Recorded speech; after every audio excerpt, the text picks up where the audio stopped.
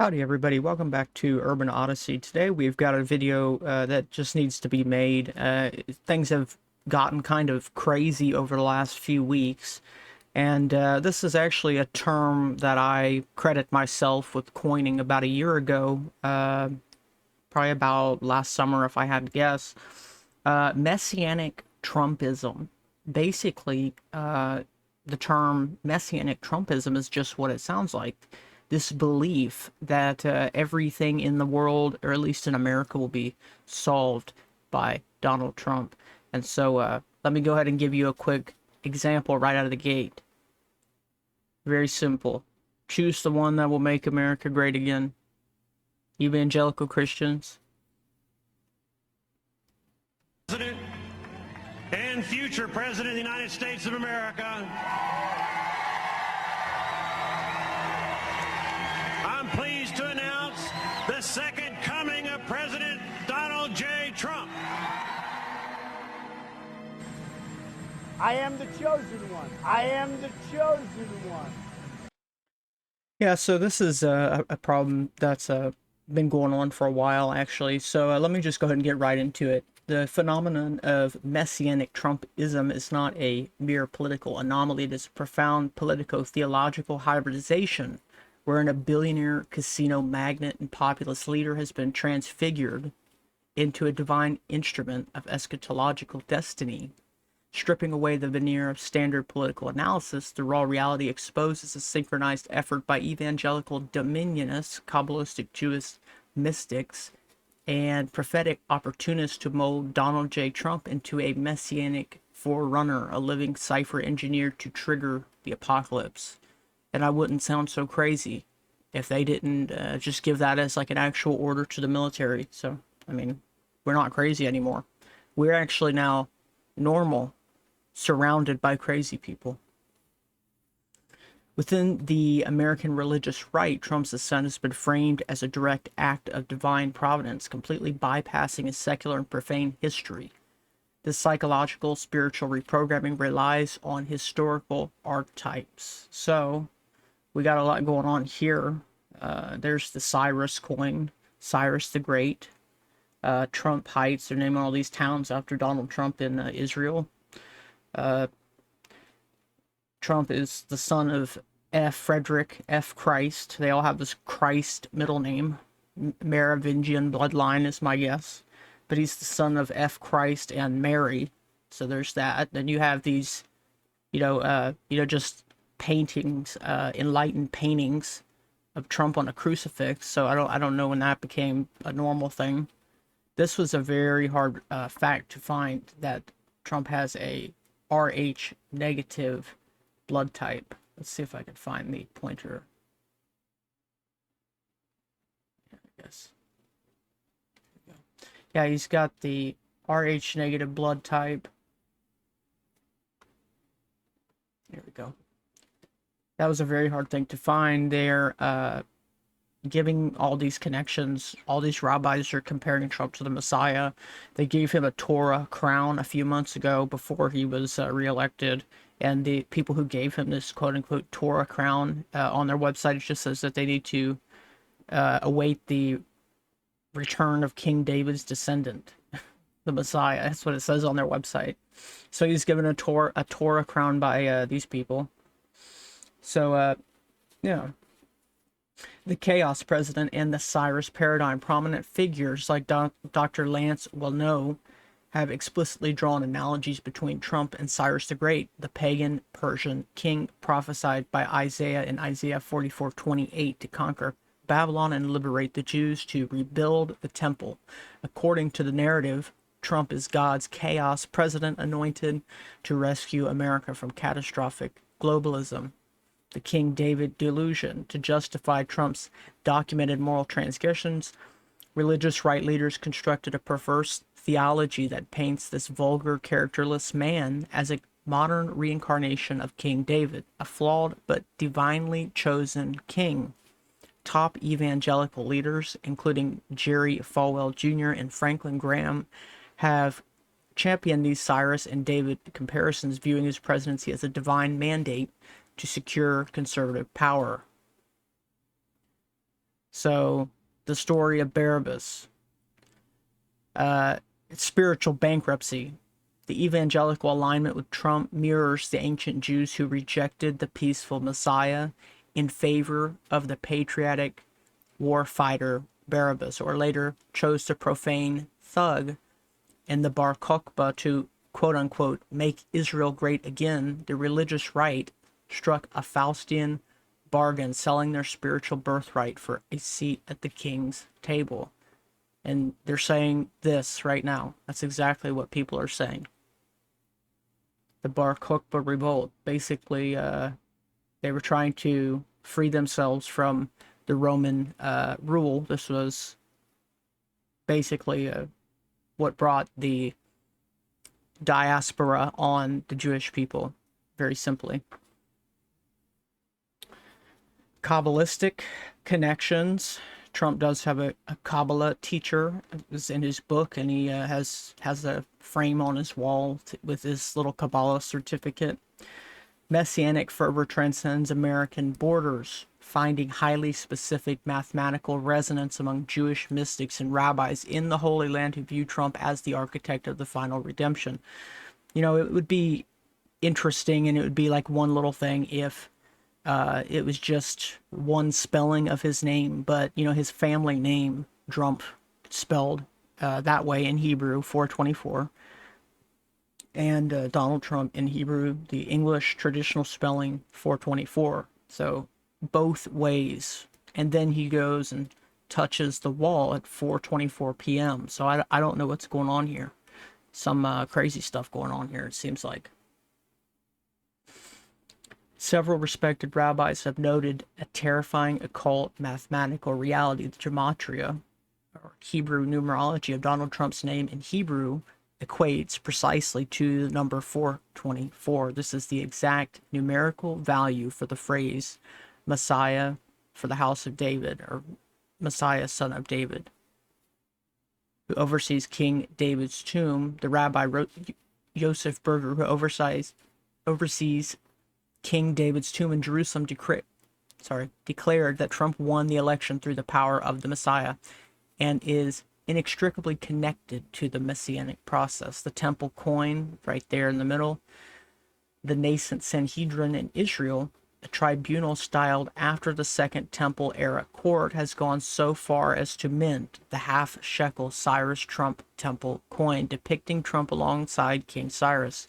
The Sanhedrin's official brochure explicitly states President Trump is advancing a prophetic process that will usher in, when the time comes, the rebuilding of the Third Temple. Rabbi Hillel Weiss, spokesman for the Sanhedrin, declared that Trump's political agenda can only succeed if it is fundamentally geared towards rebuilding the Jewish Third Temple. That's a tough question. I don't think in terms of, I'm a religious person. Shockingly, because people are so shocked when they find this out. I'm Protestant, I'm Presbyterian, and I go to church and I love God and I love my church. And Norman Vincent Peale, the great Norman Vincent Peale, was my pastor. The power of positive thinking. Everybody's heard of Norman Vincent Peale. He was so great. He would give a sermon, you never wanted to leave. Sometimes we have sermons, every once in a while we think about leaving a little early, right? Even though we're Christians. Dr. Norman Vincent Peale, Frank, would give a sermon. I'm telling you, I still remember his sermon. And then after that, basically, he says he doesn't ask God for forgiveness. I thought that was the full clip, but it's not. I'll find it, and I'll put it up for you guys. Here, two spot-on verses of the Bible. First, John 5:43. I am come in my Father's name, and ye receive me not. If another shall come in his own name, him will ye receive. And Daniel 8:25. And through his policy also, he shall cause craft, I guess you could say craft as in a scheming craft, to prosper in his hand. He shall extol himself in his heart, and by peace shall destroy many. He shall also stand up against the prince of princes, but he shall be broken down without hand. Don't have to vote anymore, my beautiful Christians. I love you, Christians. I'm a Christian. I love you. Get out. You got to get out and vote. World government is the structure necessary for global justice. I'm in a position to speak my mind, and by God, I'm going to do it.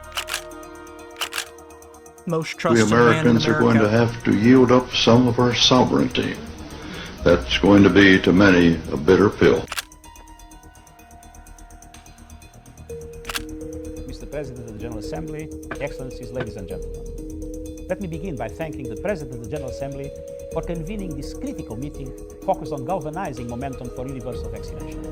Excuse me, on the left over here, we have individuals who are religious fundamentalists, religious fanatics. And this is the expression, RT-PCR, real-time PCR, expression of the VMAT2 gene. Today, we must develop federal structures on a global level. To deal with world problems, we need a system of enforceable world law, a democratic federal world government. Most important, we should sign and ratify the Treaty for a Permanent International Criminal Court. Pat Robertson has written in a book a few years ago that we should have a world government, but only when the Messiah arrives. I love you, Christians. I'm a Christian. President and future President of the United States of America. He wrote, literally, any attempt to achieve world order before that time must be the work of the devil. I'm pleased to announce the second coming of President Donald J. Trump. Well, join me. I'm glad to sit here at the right hand of Satan. I am the chosen one. I am the chosen one. Perhaps it is no accident that the numeric value of Donald Trump in Hebrew is the same as Messiah, son of David, Mashiach ben David, 424. No. Like the UK.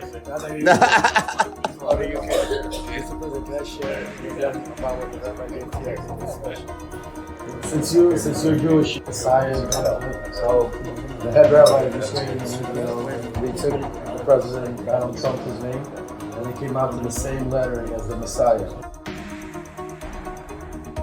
I, Donald John Trump, do solemnly swear. I, Donald John Trump, do solemnly swear that I will faithfully execute. that I will faithfully execute The office of President of the United States. the office of President of the United States. So help me God. Congratulations, Mr. President. So it's important to understand the fact that he was inaugurated underneath the Apotheosis. That's a word that means to become a god, become a god. The Apotheosis of Washington is the mural on the top of the Capitol dome. And so there's 72 Roman gods and angels in that mural. 72 is a significant number. Osiris, the king Osiris, was betrayed by 72 helpers with his brother Seth, Typhon, along with 72 accomplices, betray Osiris. So very symbolic there. So let me go ahead and finish this off. So the core objective of this Messianic Trumpism is not simply American nationalism, and time has proven that to be the case. This is not American anything. It's pretty much anywhere, any other country but America. So long as it's not in America, you're good to go, pretty much. It is the ignition of the prophetic clock centered on Mount Moriah. This is a mythology to have everybody fulfill prophecy and thereby force God's hand. That's what they believe that they're doing. Because if we blow the world up, that means that if God is there, he's going to have to come back and save it, right? Something like that. It's all insanity. You got to remember these people are schizophrenic, insane people. And I don't mean like, I mean like these people are crazy. Insanity, they go in circles.